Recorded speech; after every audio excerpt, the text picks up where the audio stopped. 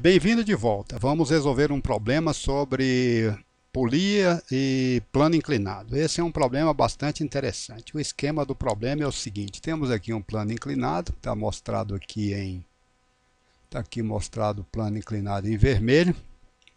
Sobre esse plano inclinado nós temos aqui essa massa igual a 10 quilos.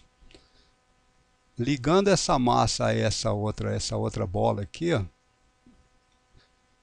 tem um fio, que é esse, e esse fio passa aqui nessa roldana que está mostrada aqui em roxo. Então, duas massas, uma de 10 kg, outra de 20 kg, ligadas por um fio que passa por essa roldana. O esquema é simples. Temos representado o piso na horizontal e uma plataforma plana, inclinada em relação ao piso. Em cima dessa plataforma tem uma massa de 10 kg ligada a uma outra massa de 20 por meio de um fio. É simples.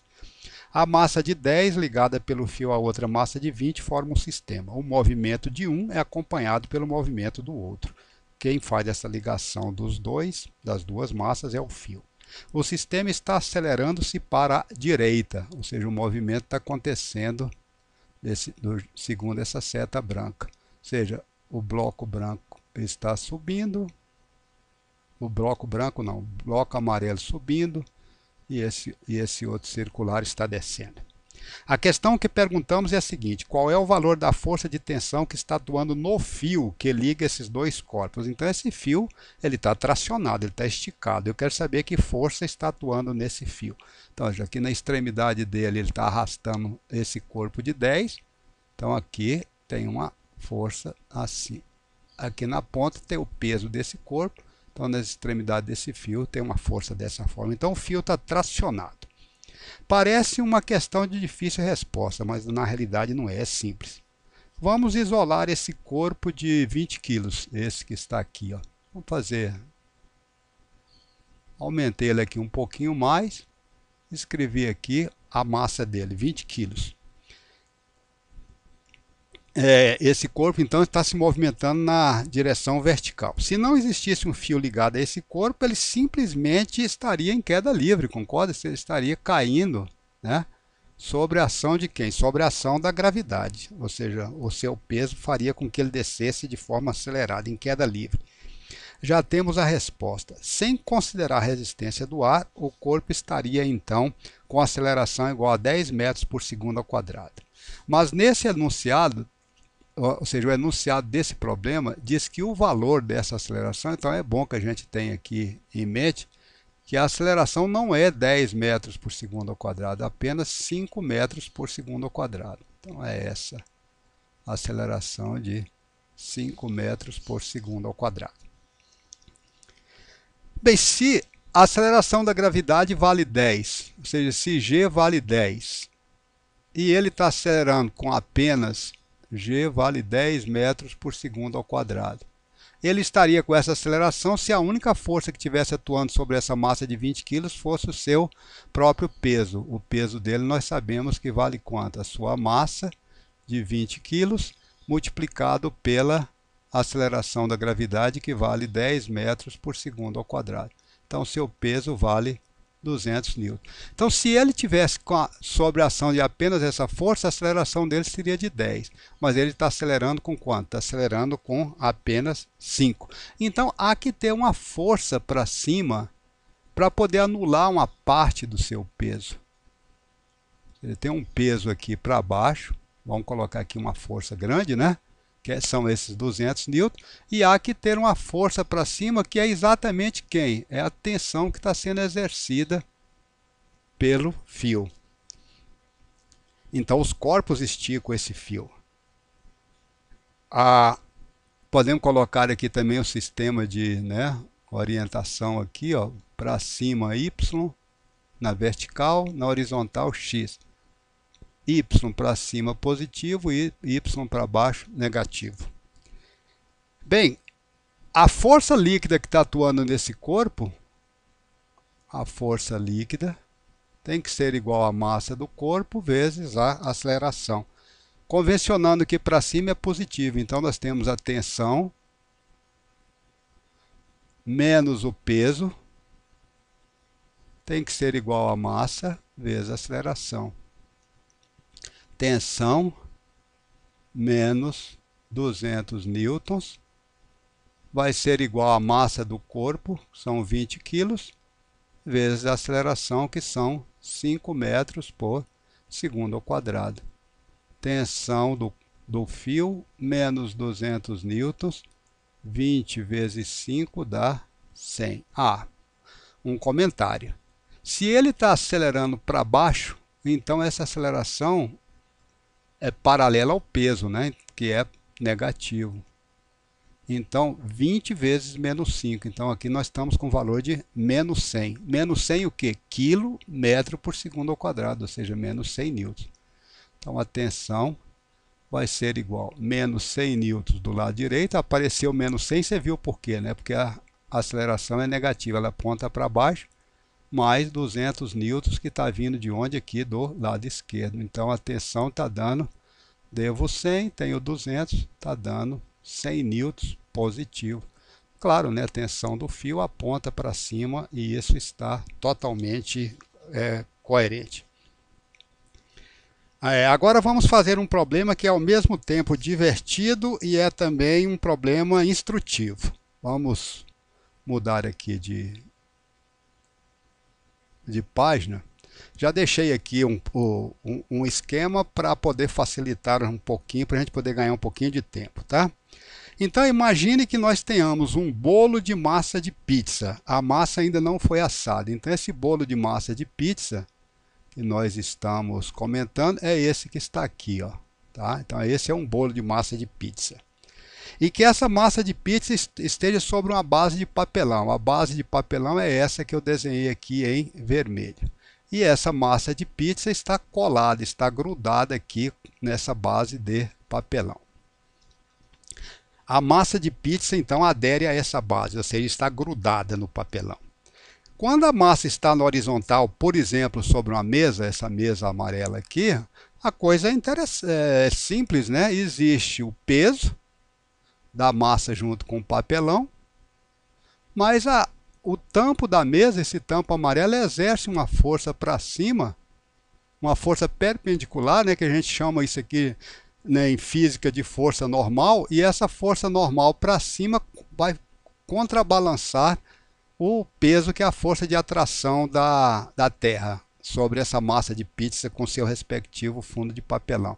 E ela fica em equilíbrio, fica parada em cima da mesa, como a gente observa toda hora. Agora imagine que esse esquema aqui fosse a minha mão, esse que está colocado aqui em amarelo, aqui está o polegar, tá? Aqui está a mão. Eu representei aqui a palma da minha mão e aqui está o papelão e está aqui a massa de pizza.